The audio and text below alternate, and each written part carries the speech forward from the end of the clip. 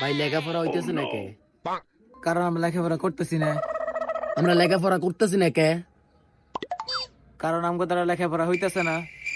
লেখাপড়া তো ওই সময় যে সময় আমরা পড়মু।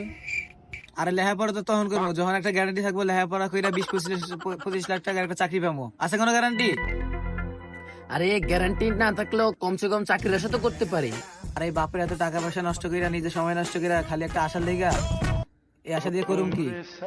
আরে না পড়লে তো চাকরির আশাও করতে পারবো না। আরে কমসে কম সন্তুষ্টিত থাকবো যে আমরা পড়ালেখা করি না, লেগে চাকরি পাই নাই। লেখাপড়া না করলে তাহলে কি করবি তুই? আরে আমি বিজনেসম্যান মানুষ, আবার ব্যবসা আছে, আমি ব্যবসা দেবো, টাকা কামাবো। আরে তোর বাপের তো বিজনেস আছে, তুই বিজনেস করে খাবি, তো আমি কি করবো? তোর কিছু না থাকলে তুই আমার পিছিয়ে লাগছিস কে? তুই ভালো মতো পড়ালেখা কর। তুই না হবাই করলে লেখাপড়া কোনো লাভ হইব না। আরে লাভ হইব না, কোনো লস তো হইব না, অন্তত চাকরি আশা তো করতে পারবি। রে বাপের টাকা নষ্ট করে আনে, যে সময় নষ্ট করে একটা চাকরির আশায় বসে থাকবো, ওই আশা দিয়ে কি করবো? এখন অব্দি তাদের তর্ক বিতর্ক চলছে আর সারা জীবন চলতে থাকবে ইনশাআল্লাহ।